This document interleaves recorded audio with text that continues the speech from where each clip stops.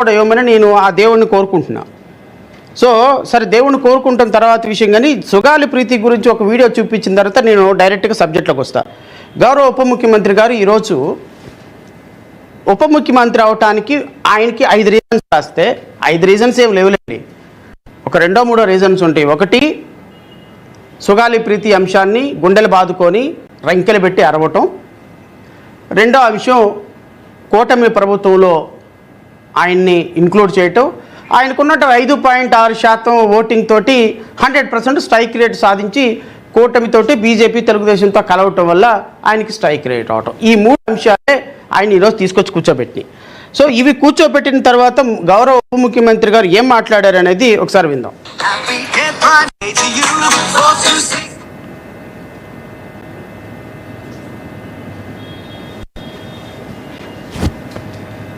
ఉప ముఖ్యమంత్రి గారి వీడియో కదా, ఎక్కువ యాడ్లు వస్తూ ఉంటాయి, ఎందుకంటే ఎక్కువ మంది చూస్తుంటారు. సో అందువల్ల నిరంతరం యాడ్లు వస్తూ ఉంటాయి అనమాట, ఎక్కువ వ్యూవర్షిప్ ఉంటుంది దీనికి. అందువల్ల యాడ్లు వస్తూ ఉంటాయి వీడియో ప్లే చేయాలంటే. ఎవరు ఎంకరేజ్ చేయరు ఇక్కడ, వెరీ క్లియర్. అందుకని బేసిక్గా మనకి మీరు చూస్తూ ఉంటారు. ఇప్పుడు ఇందాక ఫాల్స్ ఎస్టీ అట్రాసిటీ కేసు ఉన్న సింపుల్ సివిల్ ఎస్పీ గారికి కూడా చెప్తాను, let it be directive the state and its citizens. Law and order it is mere aspirational. Just ఒక ఆశాజనకు ఉండే తప్ప ఆశ మానభంగాలు చేసిన, దోపిడీలు చేసిన క్రిమినల్స్ కూడా ఫండమెంటల్ రైట్స్ అప్లై అవుతాయి. అది మనకి రాజ్యాంగం ఇచ్చింది. దీని సమస్యలు మనకి ఇవన్నీ కొన్నిసార్లు క్రైమ్ చేసి క్రిమినల్స్ అయ్యి కూడా మనం కొన్నిసార్లు వదిలేయాల్సి వస్తుంది, ఎందుకంటే సాక్ష్యాధారాలు లేక. ఉదాహరణకి సుగాలి ప్రీతి కేసు ఎంత చిత్రంగా ఉంటాయంటే, సుగాలి ప్రీతి కేసు నేను 2019లో ఘోరంగా నన్ను ఓడించిన తర్వాత నేను ఆఫీస్లో కూర్చుంటే సుగాలి ప్రీతి మదర్ వచ్చి, అన్న నాకు ఇలా జరిగింది, నా బిడ్డను ఇలా చంపారు. 2018లో చంపారు బిడ్డను. చంపితే ఊరేసుకుందని చెప్పారు. నేను కూర్చోబెట్టి సోషల్ మీడియా ట్రయల్స్ చేయలేను.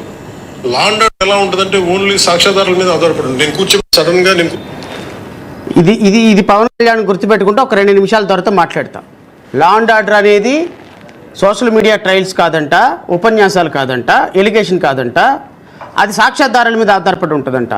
సాక్ష్యాధారాలన్నీ క్షుణ్ణంగా పరిశీలించి సుగాలి ప్రీతి మదర్ని గుండెలకు హత్తుకొని ఆధారాలన్నీ చూసి పోస్ట్ మార్టం రిపోర్టు ఎగ్జామిన్ చేసి, సైటాలజీ రిపోర్ట్ ఎగ్జామిన్ చేసి, న్యూరాలజీ రిపోర్ట్ ఎగ్జామిన్ చేసి, FIR 161 స్టేట్మెంట్ ఛార్జ్షీట్ మొత్తం ఎగ్జామిన్ చేసి, మీరు అనర్గళంగా గుక్క తిప్పుకోకుండా మంచినీళ్ళు తాగకుండా మాట్లాడినటువంటి మాటలు ఇప్పటికీ యూట్యూబ్లో, ఫేస్బుక్లో అవి స్టోర్ చేసి ఉన్నాయి.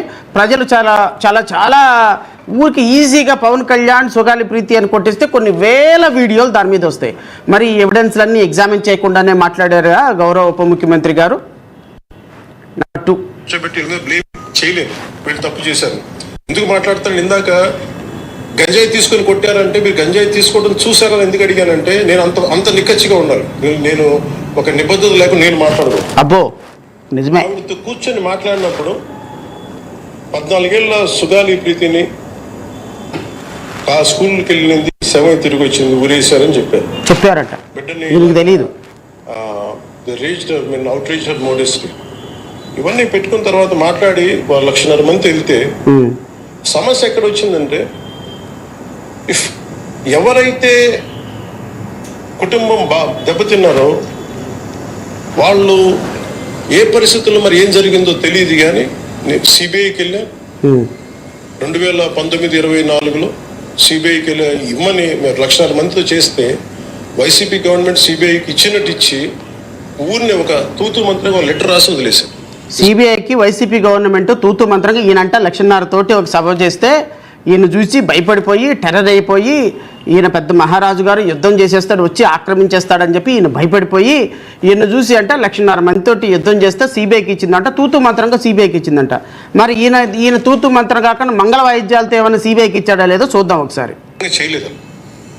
మళ్ళీ వచ్చి ఇప్పుడు నేను వచ్చి ఫస్ట్ కేసు అదే తీసుకుందామంటే అంటే సాక్ష్యాధారాలన్నీ లాస్ట్ గవర్నమెంట్ నుంచి చెడిపేశారు. సాక్ష్యాధారాలన్నీ మీడియా సోదరులు చాలా స్పష్టంగా వినాలి.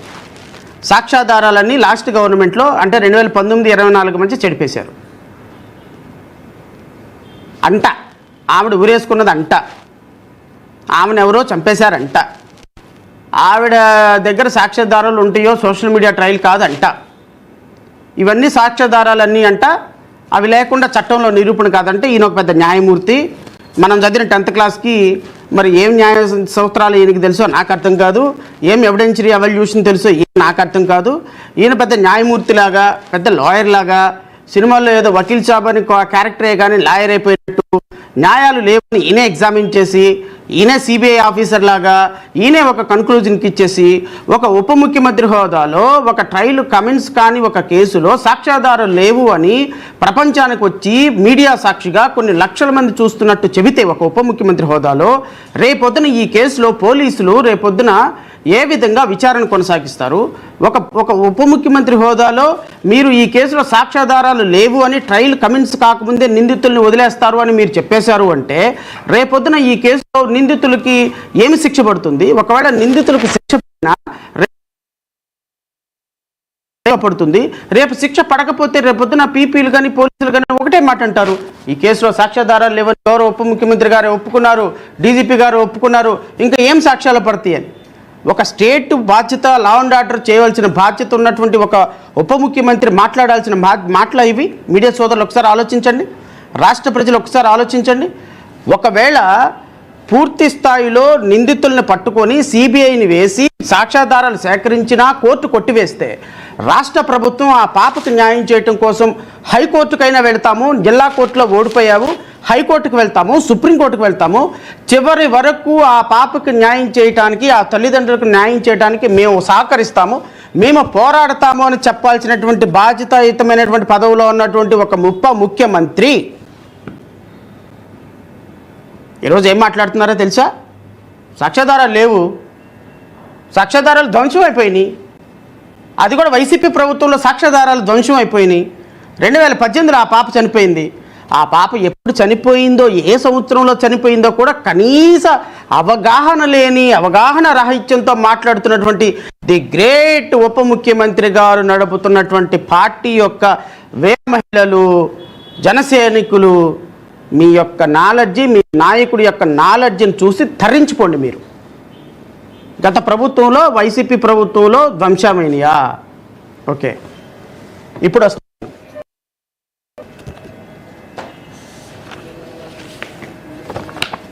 ఈ పాప మరణం 19/6/2017. ఈ సోకాల్డ్ ఉప ముఖ్యమంత్రి చెప్పినట్టు అవగాహన కూడా లేదు ఈయనకి ఏ సంవత్సరంలో చనిపోయిందో. ఈ పాప చనిపోయింది 17వ తారీఖు 6వ నెల 2017లో చనిపోతే 18 ఆ రోజున, ఒక్కరోజు నెక్స్ట్ డే రోజున ఈ కేసులో ఎఫ్ఐఆర్ కట్టారు పోలీసులు. ఎఫ్ఐఆర్ కూడా 302 murder case, 201 trying to disappear the evidence, and section 34 of IPC, section 3 sub class 2 sub class VI of SC/ST act. ఆ పాప ట్రైబల్ మహిళ కాబట్టి కట్టారు. 14 సంవత్సరాల పాప కాబట్టి పోక్సో యాక్ట్ 2012 కట్టారు. ఇప్పటి వరకు మీరు సాయి కృష్ణ చచ్చిపోతే వాడొక సాయి కృష్ణ, ఒక దొంగ, ఒక రౌడీ, వాడిని చచ్చిపోతే కూడా మీరు ప్రశ్నిస్తారా? నా కాపు కులాన్ని చచ్చిపోయినోడికి క్రైమ్ ఏంది, కులం ఏంటి, డిస్క్ అన్నారు. రామబాబు విషయంలో మీరు సుబ్రహ్మణ్యం వాళ్ళ ఇంటికి వెళ్ళి ఒక దళితుడిని చంపుతారా? మీరు దళితుడికి మొట్టమొదటి న్యాయం చేస్తాను నేను అనంతబాబు విషయంలో రాజమండ్రి, కాకినాడ వెళ్ళిపోయి బావుమని, సొగాలి ప్రీతి విషయంలో కూడా బావుమని నడిచారుగా. మరి సొగాలి ప్రీతి విషయంలో ట్రైబల్ మహిళ, ఒక ఆదివాసీ మహిళకి న్యాయం చేయాలని ప్రభుత్వం ఉందని లీడర్ సినిమాలో డైలాగులు చెప్పారుగా. నేను అంటా ఉప ముఖ్యమంత్రి గారిని, ఆ పాప ఏ రోజు చనిపోయిందో సరైన అవగాహన, సంవత్సరం రోజు అనేది అవగాహన ఉండదండి. ఎందుకంటే ఒకరోజు అటు ఇటుగా సహజంగా నేనైనా అబద్ధాలు చెప్తా ఉంటా, నేనైనా కూడా కొన్ని సందర్భాల్లో డేట్లు కన్ఫ్యూజ్ అయ్యి చెప్తా ఉంటా. అంత మాత్రం చేత అన్నీ తెలియాలని లేదు. ఉప ముఖ్యమంత్రి గారు 2017లో